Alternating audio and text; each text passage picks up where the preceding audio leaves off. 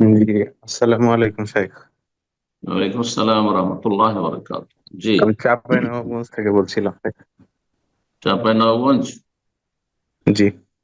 ও মাশাআল্লাহ, বলেন।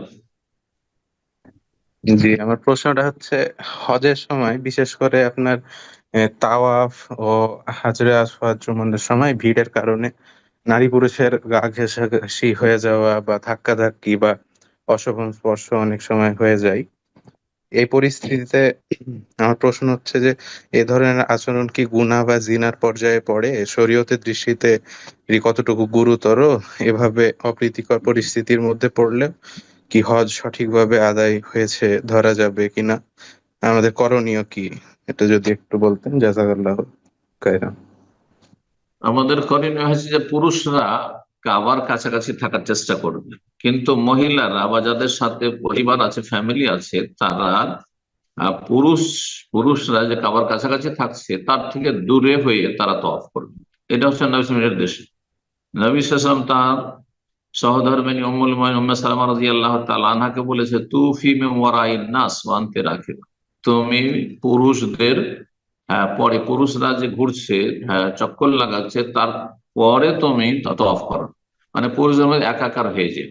সুতরাং ইচ্ছা করে কি যেসব মহিলারা আপনার কাবার কাছাকাছি যাওয়ার জন্য আর হাজর আসওয়াদের কাছাকাছি যাওয়ার জন্য ভিতরে একবারে পুরুষদের ভিড় ভাড়ে ঢুকে যাচ্ছে, ওইসব মহিলারা গুনাহগার। ওইসব মহিলারা গুনাহগার। এটা শরীয়তে নিষেধ করা হয়েছে এইভাবে। আর এইরকমই যাদের পরিবার আছে, আপনার সাথে ফ্যামিলি আছে, সুতরাং আপনাকে এত ভিতরে যাওয়ার দরকার কি? দূর দিয়ে আপনি চক্কর লাগান। যদি দেখেন যে না, খুবই ভিড় একবারে হজ মৌসুমে বা রমজানে, তাহলে আপনি দোতলা একটু ফাঁকা ফাঁকা হয়েছে, মানুষ ফ্রি হয়ে সেখানে হাঁটছে, একটু লম্বা হাঁটতে হলেও আপনি সেখানে তো অফ করান। সেখানে তো অফ করান আপনার পরিবারের মেয়েদেরকে বা মহিলাদেরকে, এটা করে।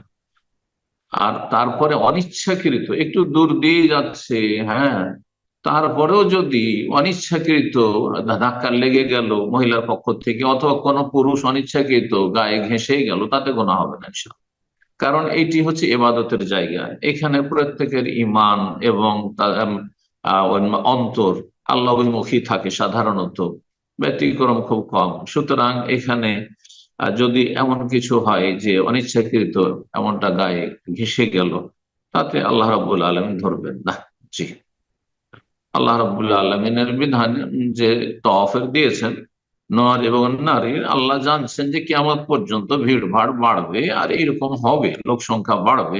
ওমরা এবং হজে হাজিদের আর ওমরাকারীদের সংখ্যা বাড়বে। তারপরে শরীয়তের একটি বিধান, কিন্তু সতর্কতা অবলম্বন করতে বলা হয়েছে। মহিলার এক কথাই পুরুষদের ভিড় ভাড়ের ভিতরে ঢুকবে না।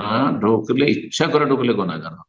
যারা মহিলা সাথে নিয়ে আছেন, ফ্যামিলি নিয়ে আছেন, তারা একেবারে ভিতরে ঢুকবেন না, দূর দিয়ে একটু তওয়াফ করার চেষ্টা করবেন।